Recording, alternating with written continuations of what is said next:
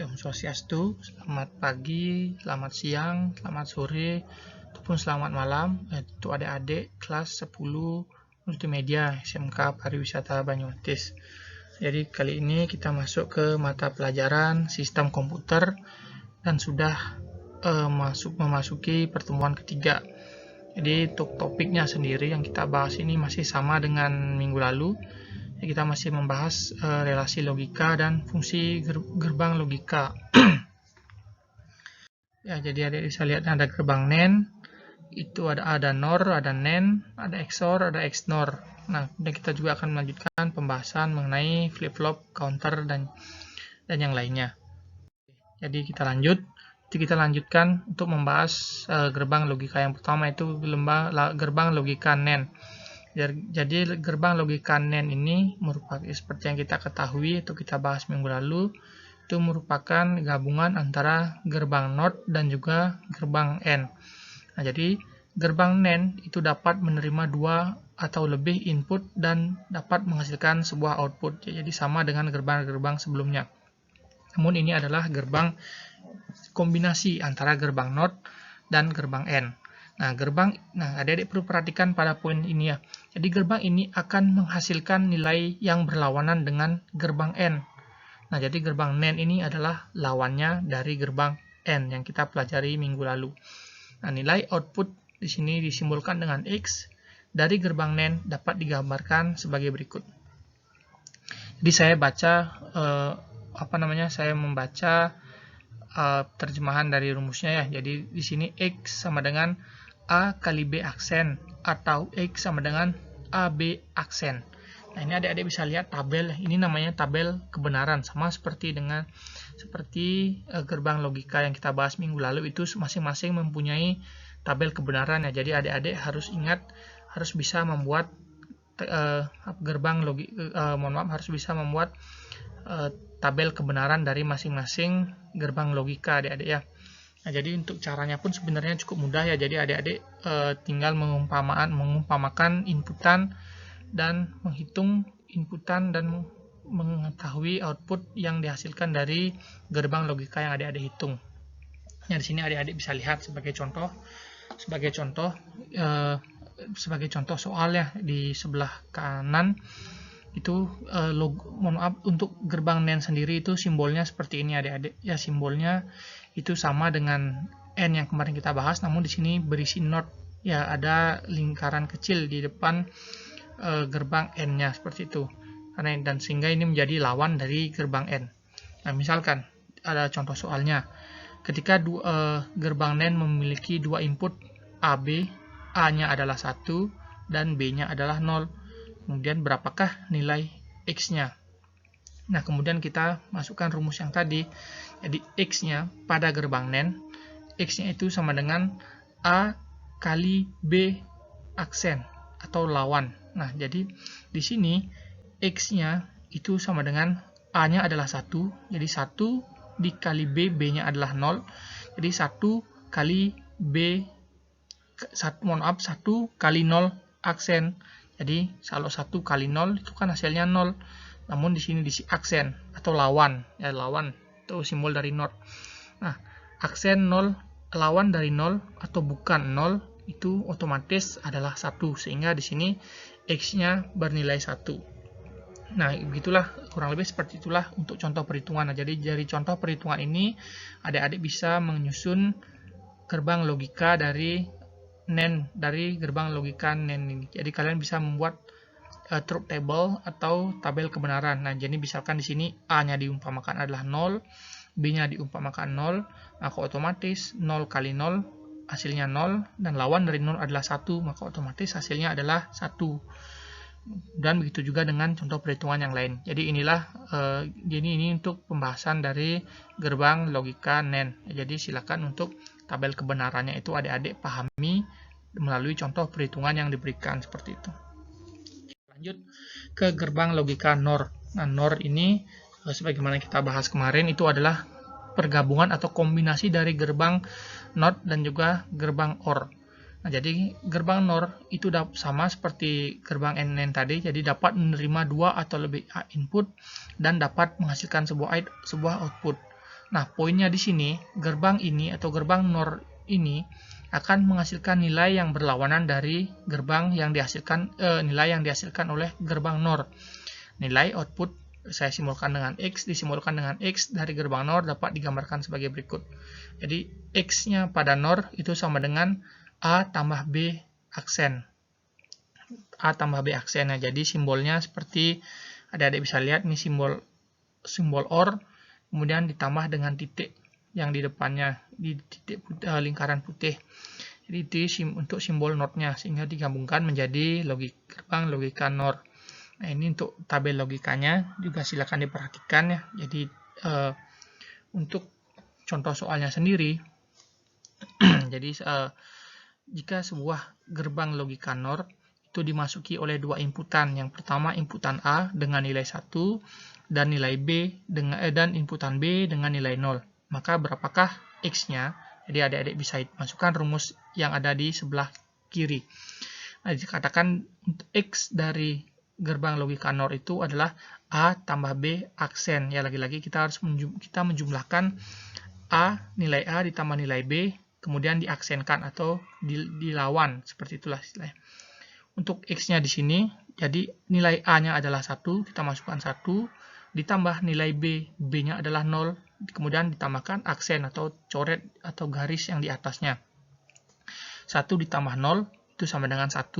Di sini 1 ditambah aksen ya. Jadi aksen 1 aksen lawan dari 1 itu adalah 0 sehingga nilai X di sini itu adalah sama dengan 0. Nah, itu adik-adik juga bisa lihat di tabel kebenarannya adik-adik ya. Jadi ini adalah perumpamaannya seperti itu. Oke, kita lanjutkan ke gerbang logika XOR. Nah, gerbang logika XOR. XOR ini kalau kepanjangannya itu adalah eksklusif OR seperti itu. Jadi gerbang XOR ini sama seperti gerbang yang lain juga dapat menerima dua inputan atau lebih, kemudian dapat menghasilkan output. Gerbang ini akan menghasilkan nilai true. Nah, jadi diingat ya poinnya adik-adik. Gerbang ini dapat menghasilkan nilai true jika inputan yang dimasukkan memiliki nilai yang berbeda. Nah, ketika inputannya berbeda, maka otomatis gerbang logika XOR ini akan menghasilkan nilai true. True itu dilambangkan dengan angka 1 seperti itu. Nilai output dari X dari gerbang XOR itu digambarkan sebagai berikut. Jadi X-nya sama dengan A kali B ditambah AB aksen ya. Jadi AB tambah AB aksen atau lawan dari AB. Nah, untuk contoh untuk gerbang logikanya adik-adik bisa perhatikan di sini. Jadi seperti itu ya. Jadi misalkan inputannya sama, itu akan menghasilkan nilai false atau 0. Jika inputannya berbeda, kemudian akan menghasilkan nilai true atau diwakilkan dengan angka 1 atau biner 1. Nah, di sini di sebelah kanan adik-adik bisa lihat contoh soalnya.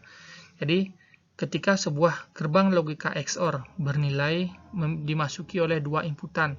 Yang pertama inputan A dengan nilai 1 dan B dengan nilai 0. Berapakah nilai X-nya? Adik-adik bisa hitung menggunakan rumus yang ada di samping. Jadi mohon maaf ini saya ada salah ketik adik-adik ya. Jadi sesuai dengan rumus yang di samping saja. Itu X sama dengan A aksen B tambah A tambah B aksen. Nah, kemudian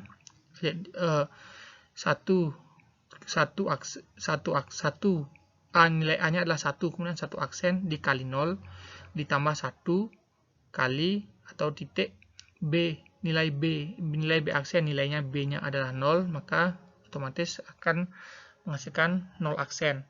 Nah, kemudian X-nya sama dengan 0 kali 0 tambah 1 kali 1. Jadi otomatis 1 tambah 1. Nah, di sini adik-adik bisa lihat jika dua inputan yang berbeda, poinnya dilihat ya. Jadi inputannya berbeda, inputannya ada 0 dan 1, maka otomatis gerbang logika XOR akan menghasilkan nilai atau output true. Jadi sama dengan 1. Jadi mohon maaf, ini saya ada salah ketik. Saya ada salah ketik untuk rumusnya adik-adik, nanti akan saya perbaiki untuk share materi. Nah, jadi cukup untuk di video ini itu ada kesalahan di penulisan gerbang logika XOR-nya. Jadi mohon maaf, untuk share materinya akan saya perbaiki.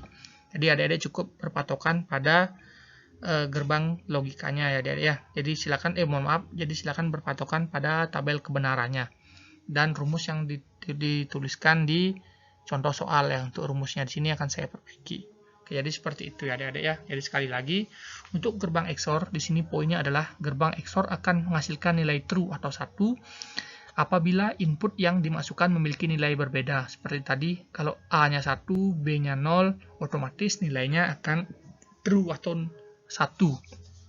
Begitupun pula dengan kalau A-nya 0, B-nya 1, jadi inputannya berbeda, otomatis juga akan menghasilkan output true atau diwakilkan dengan angka 1.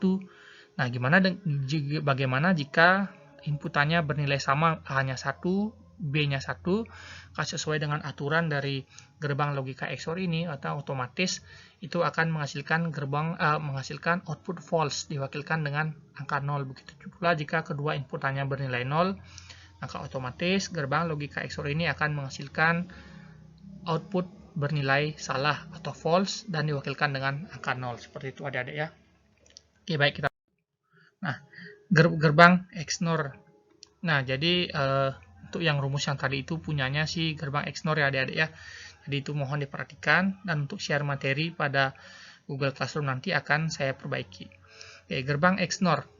Kita langsung fokus ke poin pentingnya ya. Jadi gerbang ini akan menghasilkan nilai true apabila input yang dimasukkan itu memiliki nilai yang sama. Nah, jadi sekali lagi untuk poin penting pada gerbang logika XNOR ini adalah gerbangnya akan menghasilkan nilai true atau nilai 1 jika dua input yang masuk ini atau input yang masukkan itu bernilai sama. Nah, sebagai contoh soal adik-adik bisa lihat di sini dimasukkan input yang berbeda ya. Jadi logika XNOR itu dimasukkan dua inputan dengan nilai berbeda. A-nya adalah 1, B-nya adalah 0. Jadi otomatis karena dua inputannya berbeda, jadi otomatis akan menghasilkan output yang false atau output yang bernilai salah atau diwakilkan dengan angka 0. Jadi adik-adik bisa lihat perhitungannya di sini. Kemudian untuk untuk tabel kebenaran juga bisa diperhatikan di sini.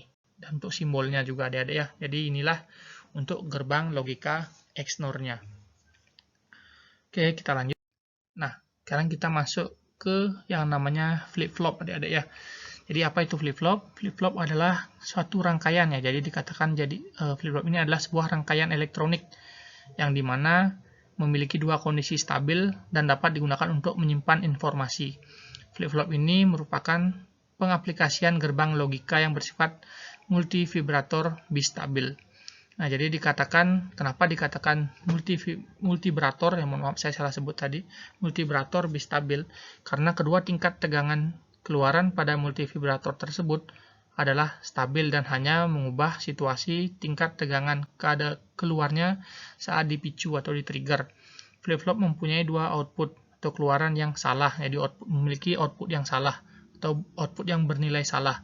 Salah satu outputnya merupakan komplement output yang lain. Flip-flop elektronik, jadi perlu adik-adik ketahui untuk sejarahnya, itu ditemukan oleh dua orang ahli fisika dari Inggris, itu namanya William Eccles dan F.W. Jordan pada tahun 1918. Jadi ini merupakan dasar dari penyimpanan data memori pada komputer maupun smartphone. Nah, jadi memori yang terdapat pada komputer ataupun smartphone kalian itu awalnya ditemukan atau awalnya diciptakan berdasarkan teori dari flip-flop ini ya. Jadi flip-flop ini merupakan cikal bakal dari memori yang ada di ponsel ataupun komputer kalian. Flip-flop juga dapat digunakan sebagai penghitung detak dan sebagai pensinkronasi input sinyal waktu variabel untuk beberapa sinyal waktu referensi. Nah, contoh penggunaan flip-flop ini sendiri pada kehidupan sehari-hari kita bisa temui, misalkan yang pertama itu sistem pengoperasian lampu lalu lintas ya. Jadi kali adik-adik bisa lihat sehari-hari, jadi pergantian lampu merah dan kuning itu sangat teratur ya. Jadi lampu kuningnya berapa detik, lampu merahnya berapa detik, lampu hijau berapa detik ya. Jadi kondisi flip-flop atau teori flip-flop ini atau pengaplikasian flip-flop ini itu mengatur lampu mana yang harus menyala ataupun lampu mana yang harus dialiri listrik sehingga menyala, kemudian lampu mana yang aliran listriknya dihentikan sehingga lampunya mati. Jadi seperti itu. Kemudian yang kedua, ada yang namanya sistem lampu hias. Lampu hias atau lampu otomatis ya adik-adik. Jadi kalau kalian lihat di jalan-jalan ada lampu yang bisa otomatis menyala, otomatis mati. Jadi mirip seperti lalu lintas tadi. Di lampu hias ini itu biasa dilihat pada saat Natal mungkin ya. Pada saat Natal ada lampunya kelap-kelip itu bergantian, yang itu menggunakan menggunakan rangkaian flip-flop ya adik-adik ya. Jadi setiap waktu berapa detik itu lampunya bergantian menyala. Yang lampu yang pertama, lampu kedua itu ada selang waktunya seperti itu. Nah, ada beberapa jenis flip-flop. Jadi yang pertama itu ada SR flip-flop, D flip-flop, JK flip-flop, T flip-flop. Jadi kita akan bahas satu persatu. SR flip-flop. Nah, SR ini, S dan R ini ternyata merupakan singkatan ya. Jadi singkatan dari kata set dan reset. Mohon maaf. Sesuai dengan namanya, SR flip-flop ini terdiri dari dua masukan ya, terdiri dari dua input, yaitu S dan R ya. Jadi inputnya dilambangkan dengan S dan R. SR flip-flop ini juga terdapat dua keluaran. Jadi SR flip-flop ini memiliki dua keluaran juga, yaitu key dan key accent. Rangkaian SR flip-flop ini umumnya terbuat dari dua gerbang logika NOR ataupun dua gerbang logika NAND ya. Jadi di flip-flop ini menggunakan gerbang NOR ataupun gerbang NAND dan juga bisa dengan kombinasi keduanya. Ada juga SR flip-flop yang terbuat dari gabungan dua gerbang logika seperti saya singgung tadi, gerbang logika NOR dan NAND, jadi dikombinasikan. Nah, sebagai contoh, ini adalah diagram logika NOR gate atau logika NOR gate. Gate ini gerbang, SR flip-flop dan NAND gate, SR flip-flop dan clocked, ada istilahnya clock di sini. Jadi clock ini bisa dikatakan sebagai gabungan NOR dan gerbang logika NAND. Nah, jadi untuk pengertian clock sendiri itu bisa dikatakan sebagai sebuah fungsi yang dapat membuka atau memblokir sinyal yang masuk menuju input S dan R. Jadi adik-adik bisa lihat pada gambar itu ada NOR gate ya, untuk NOR gerbang NOR-nya, gerbang NOR gate, gerbang NOR pada flip-flop SR ya, jadi seperti itu. Kemudian yang NAND juga, dan ada yang clocked atau gabungan dari keduanya. Jadi gambarannya seperti adik-adik bisa lihat pada gambar. Nah, masih dengan tadi ini di flip-flop. Jadi mohon maaf, ini saya lupa mengganti adik-adik ya. Jadi yang ini maksudnya adalah di flip-flop. Nanti untuk share materi pada Google Classroom akan saya perbaiki. Di flip-flop pada dasarnya merupakan modifikasi dari SR flip-flop. Nah, jadi ini adalah bentuk modifikasi dari SR flip-flop yang kita bahas sebelumnya. Itu menambahkan gerbang logika NOT sebagai inverter. Ya, kalau tadi di gerbang logika, kalau tadi di SR flip-flop itu menggunakan gerbang NOR dan NAND. Jadi pada di flip-flop ini kita menambahkan atau ditambahkan gerbang logika NOT yang berfungsi sebagai inverter dari input S ke input R. Nah, seperti saya katakan tadi, sangat berbeda dengan SR flip-flop ya. Jadi flip-flop hanya mempunyai satu input. Tadi itu kalau di SR kan ada dua input, kemudian kalau di flip-flop ini hanya ada satu input atau satu masukan. Sebagai contoh untuk gambarnya adik-adik bisa lihat itu ada satu inputan untuk diwakilkan dengan D. Kemudian ada clock-nya juga.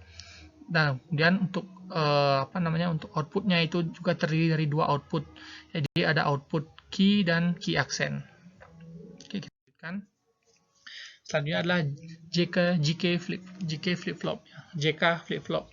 JK flip-flop juga merupakan pengembangan dari SR ya. Jadi banyak sekali flip-flop yang dikembangkan dari SR flip-flop ini sendiri. Flip-flop dan yang paling JK sebagai informasi juga bahwa JK flip-flop ini merupakan yang paling banyak digunakan. Nah, JK flip-flop memiliki 3 terminal input adik-adik. Kalau tadi ada yang terdiri dari 2, kemudian yang D-nya terdiri dari 1. Nah, kalau JK flip-flop ini terdiri dari 3 input adik-adik. Ya, jadi input J, input K, dan input CL atau clock-nya. Jadi di sini dilambangkan dengan huruf CLK atau CLK. Sebagai contoh untuk gambarnya adik-adik bisa lihat di gambar ya. Jadi ada input J-nya, ada input C, ada input K-nya, dan ada input CL-nya. Nah, untuk outputnya masih sama, itu mempunyai 2 output, key dan key accent. Oke, selanjutnya ada yang namanya T flip-flop. Nah, T flip-flop merupakan bentuk sederhana dari JK flip-flop. Nah, kedua input J dan K saling dihubungkan, sering disebut juga dengan single JK flip-flop. Nah, sebagai contoh adik-adik bisa lihat di sini. Nah, jadi kalau tadi di JK itu dipisahkan pada JK flip-flop, nah pada T flip-flop ini itu digabungkan. Sehingga ini menyederhanakan bentuk dari JK flip-flop itu sendiri. Cukup dengan satu inputan, yaitu inputan yang dilambangkan dengan T. Nah, di sini juga sama, masih sama, memiliki dua output, yaitu output key dan key accent. Nah, kita melangkah ke pembahasan timeline sinyal rangkaian digital. Nah, jadi rangkaian digital itu adalah rangkaian yang hanya menangani sinyal tinggi dan rendah. Dengan kata lain, dapat kita katakan bahwa elektronika digital merupakan elektronika digital merupakan dunia dari logika 0 dan 1, yang memang benar.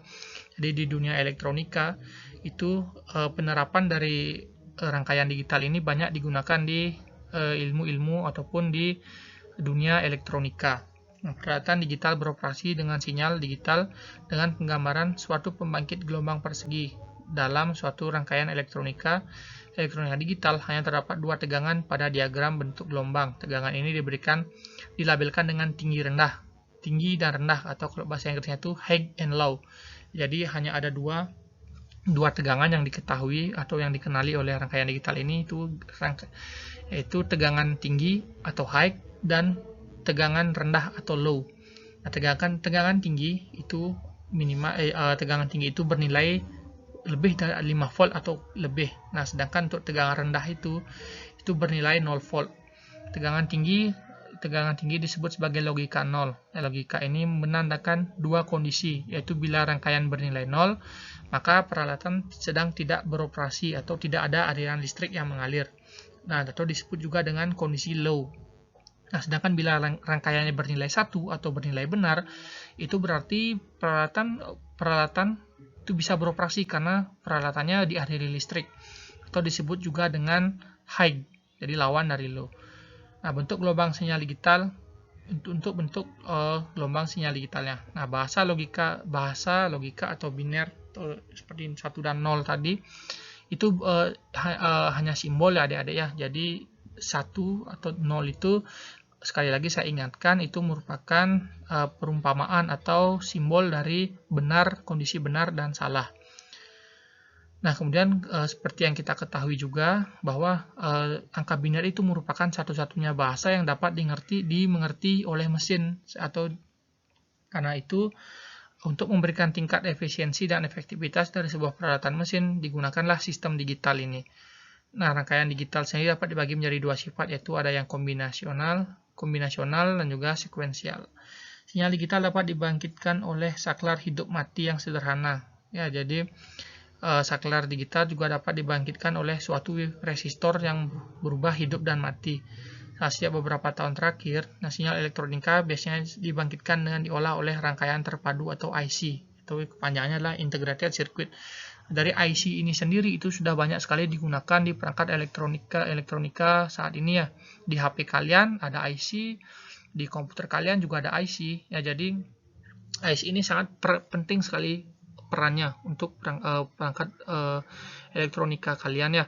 Misalkan kalau ada di sini yang pernah punya pengalaman HP-nya misalkan IC-nya rusak, itu umumnya itu memakan kalau mau diperbaiki itu memakan biaya yang cukup banyak ya, karena sulit sekali untuk memperbaiki IC ini saking pentingnya. Tapi untuk adik-adik ketahui, ini adik-adik bisa lihat pada gambar di kanan, itu contoh IC adik-adik ya. Jadi bentuknya itu kecil sekali, namun di dalamnya itu terdapat banyak rangkaiannya, dan itu rangkaian rumit sekali.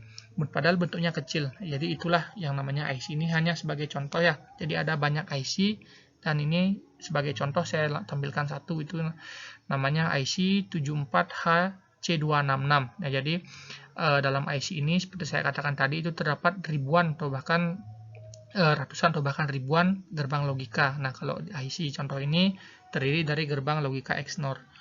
Nah, kelemahan dari suatu sistem rangkaian digital adalah tingginya daya energi yang dibutuhkan untuk mengubah kode desimal menjadi kode mesin atau kode biner. Selain itu, rangkaian digital mempunyai komponen-komponen yang kebanyakan tersusun atas komponen IC. yang di dalamnya terdapat kumpulan, bahkan yang seperti saya katakan tadi, di dalam IC itu terdapat puluhan ribu gerbang logika ya, ribuan hingga puluhan ribu bahkan gerbang logika di dalam IC yang kecil itu. Nah, dengan kata lain, pada umumnya komponen ini sangat rapuh dan butuh biaya yang cukup mahal ya. Tadi juga sempat saya singgung untuk menggantikan komponen IC. Meskipun memiliki kelemahan yang tadi saya sebutkan, namun sekali lagi mengingat fungsinya yang sangat memegang peranan penting, sehingga IC ini masih sangat dibutuhkan dan juga sering digunakan terutama untuk perangkat-perangkat elektronik di masa sekarang. Nah, mungkin itu. Kita lanjut, kita berkenalan dengan yang namanya counter. Apa itu counter? Counter atau sering disebut juga rangkaian counter atau penghitung adalah logika sekuensial yang dapat dipergunakan untuk menghitung jumlah pulsa, atau pulsa ini pulse ya, tekanan ataupun tegangan masuk dan dinyatakan dengan bilangan biner. Terdapat beberapa jenis counter, antaranya ada yang namanya binary counter atau rangkaian logika yang terdiri dari 4 buah flip-flop. Ya, jadi flip-flop yang tadi kita bahas itu dapat membentuk suatu counter yang mampu melaksanakan perhitungan sampai bilangan 16. Yang kedua ada gambarnya, adik-adik bisa perhatikan di sana. Kemudian ada selanjutnya ada yang namanya decade counter, tulisannya dekade ya, decade counter.